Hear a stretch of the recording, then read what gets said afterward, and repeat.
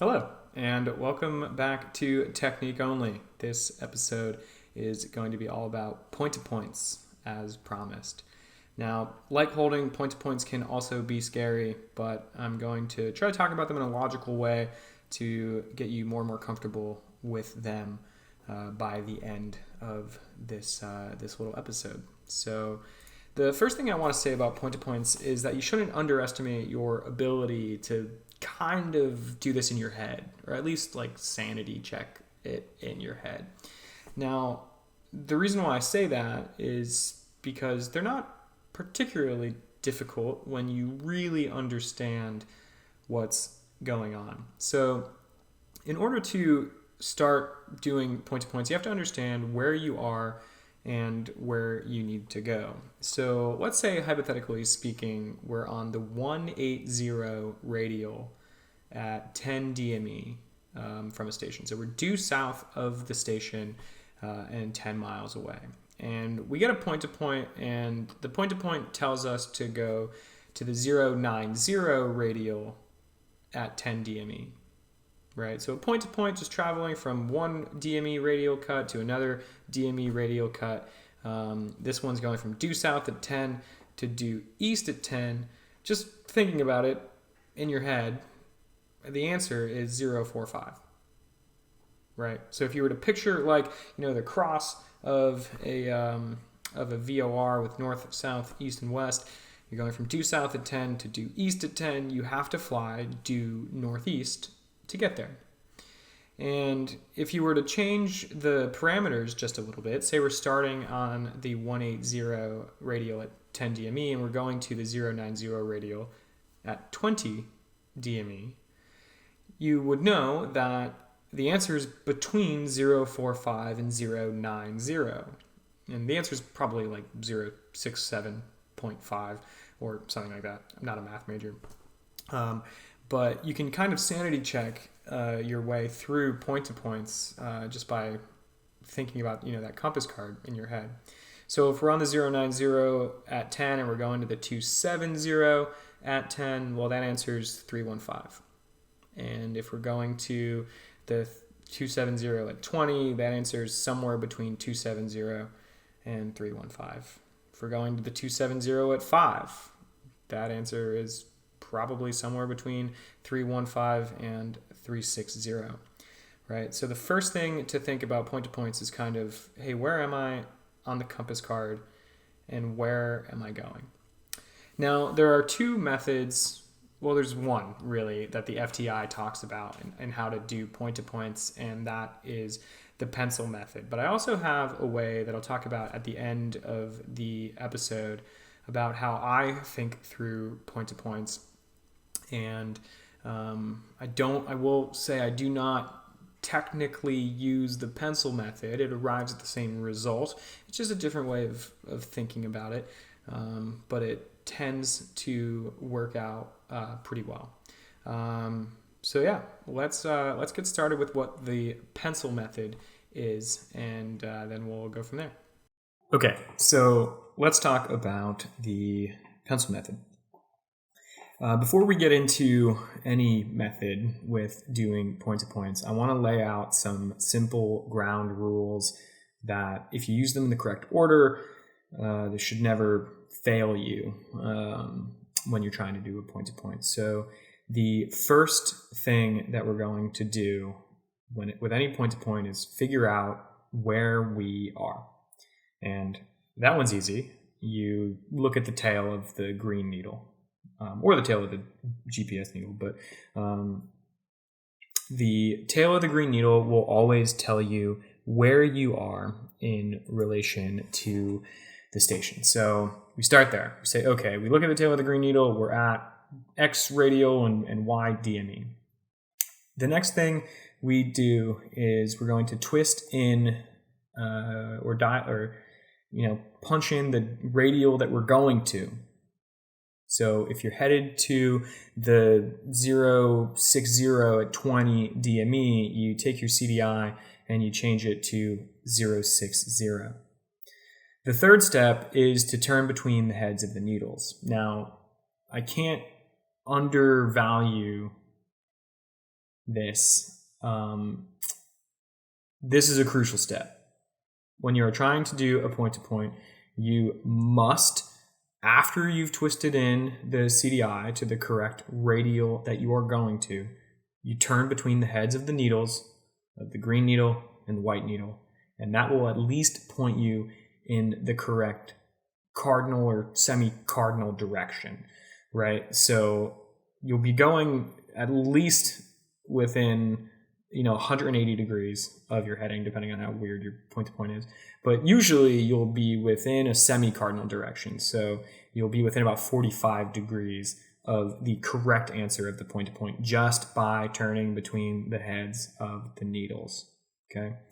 Now, the fourth step, it's kind of multi-part, but the fourth step is to then use some sort of logical process to figure out what the correct heading is between those two needles to get on the right track. And the FTI and most instructors will recommend the pencil method for this final step. So let's take a look at the Texan Trainer here.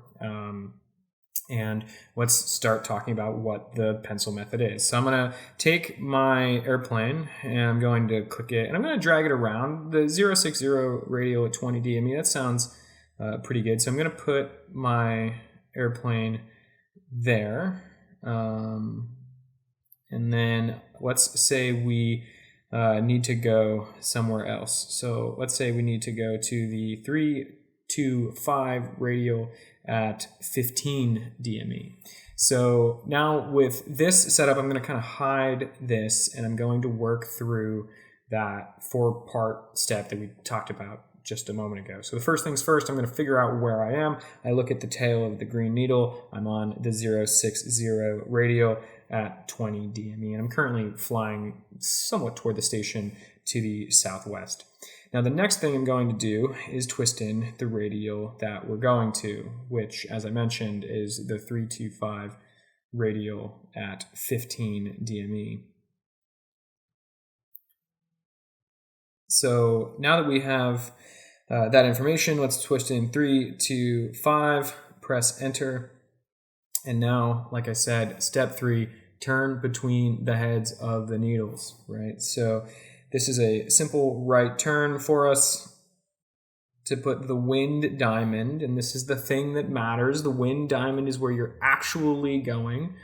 You put the wind diamond on, somewhere between the heads of the needles. So if you have a crazy wind and a small point-to-point, make sure it's that wind diamond that's in between the heads of the needles.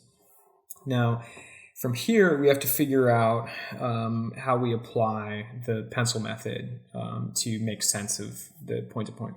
So we're currently on the 060 at 20, and we're going to the 325 radial at 15. So with the pencil method, we start on the tail of the needle. The tail of the needle is where you live, and you look at that half, that hemisphere, as it were, of the HSI in order to figure the next step out. So the larger DME goes on the outside of the HSI. The outside, from that white circle that goes all the way outside of the HSI. So you put the larger DME on either the green needle or the white needle, but that goes on the outside of the HSI. And then you place a proportion that corresponds with the smaller DME on the other needle. So we're at 20 DME and we need to go to 15 DME. So we put 20 DME on the outside, and since we're at the larger one, we put that 20 DME on the green needle. Now, we take the proportion and we, from the center to the outside of the HSI, on the white needle, we take 15 out of 20 units. Doesn't matter what unit it is, but you take a percentage 15 out of 20, and you put a little mark there, and you hold your pencil up between the two. That creates a straight line, and you shift that straight line over to your little airplane symbol, which is where you are, and then you have a heading that comes out. So in this instance, that heading is something like 275-ish, maybe 270-ish, and that will point you in the right direction. Now, one of the things that really like frustrates me about students doing point-to-point sometimes is they think they need to update the point-to-point like every 10 seconds. They come up with a heading. They're like, I think my answer is 270. No, you know what? Maybe it's 274.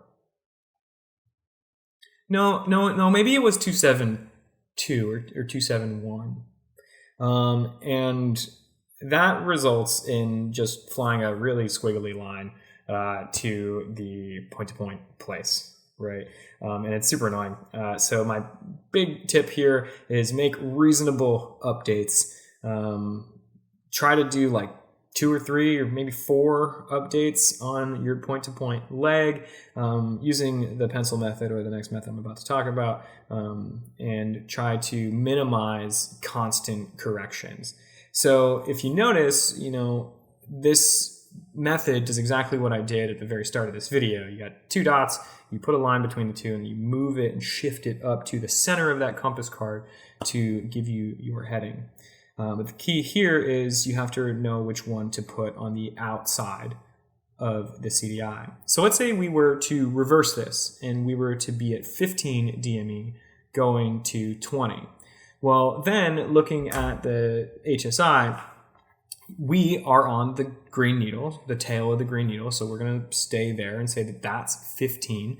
And then 20 DME, now the one we're going to is now larger. So the 20 out of 20, that goes on the white CDI head.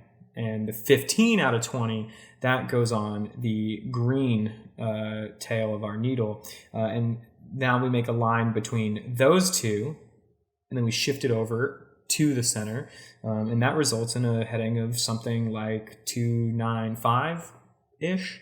And in this instance, we should fly that heading until we feel like we've traveled a reasonable distance, maybe a minute or two, and then maybe reevaluate so that we have, just a couple shots to reevaluate our point to point. We're not constantly correcting and swimming a weird trajectory toward the point. Now, as you get close to the point to point location, you have to really kind of understand what the FTI says to do in that instance, and we'll talk about that at the end of this episode. Okay, so that is the pencil method. Now we're going to talk about what I call the proportional method, which is pretty much the same thing, but thinking about things in a slightly different way. All right, so the proportional method, what I use typically to fly point-to-points in the plane. So this results in the same answer, usually. It is just a different place to look at the HSI in order to determine what your new heading is. And for me, I find it quicker, faster, easier, all of the errors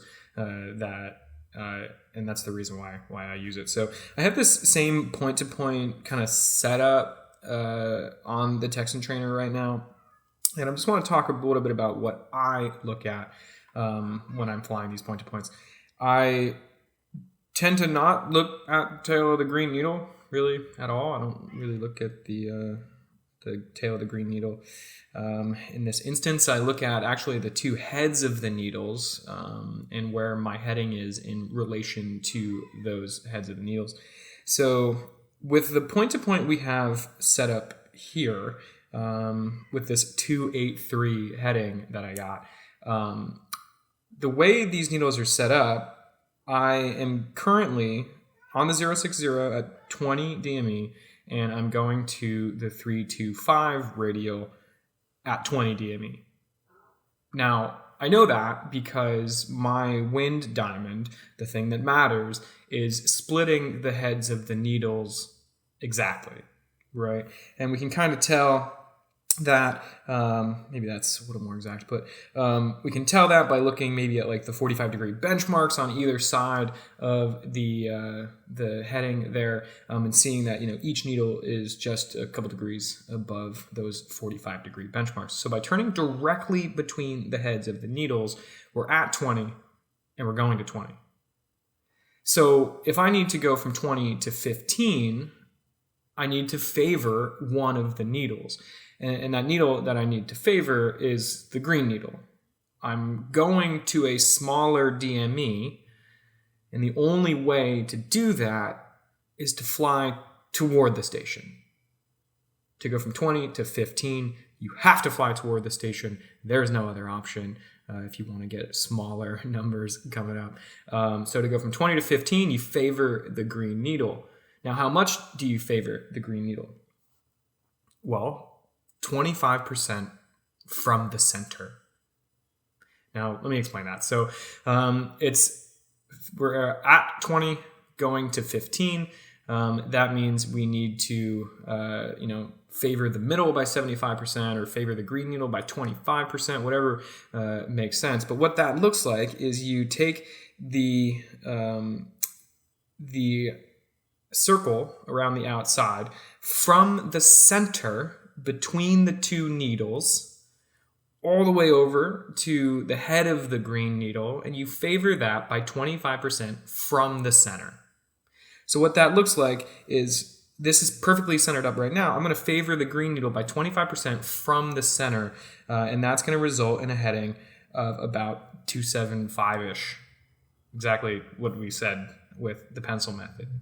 Now, if I needed to go from 20 to 10 DME, I would favor the head of the green needle by half. So from the center, I would come 50% over the way toward the green needle, maybe a heading of 263-ish. If I needed to go from 20 DME to 5 DME, I would favor the green needle by 75% from the center, which means something like that. And if I wanted to go from 25 DME to 2 DME, I would favor it by whatever 18 out of 20 is, I guess 90%. And I would go all the way to a heading of like 244, favoring the green needle by 90%. Okay, so let's come back to this dead center point, and let's work on going to larger DMEs. So this is dead center, 20 going to 20. Let's say I need to go to from 20 to 40 DME, right? 20 is 40%, 20 is 50% of 40, so we need to come halfway over to the green needle. Let's say we were at 20 and we needed to go to 60 DME. Well, that's 33% of 60, so I need to go 66% of the way over to the white needle. Let's say I was at 20 going to 100. I would need to favor the white needle by 4/5 from a percentage or a proportional standpoint, right? So the reason why I use this is because I find it really quick to be able to do that quick proportional math and then favor the correct needle very quickly. So let's say I'm, flying to the east, and I dial in 325 and I press enter, and I know I'm going to 5 DME. Well, I'm going to turn between the heads of the needles, but I'm really going to favor the green needle. I'm at 20, I'm going to 5. I need to favor the heck out of the green needle because I'm going to a significantly smaller DME. And then conversely, if someone tells me to go to 100 DME on the 325, well, then I'm going to favor the heck out of the white needle because it's very far away. This is a very quick way, if you're quick with like math and proportions, to be like, oh, twist in the CDI, turn between the heads of the needles, favor the right needle. Go into a smaller DME, favor the green one. Go into a larger one, favor the white one. How much do you favor them? Well, it's proportional.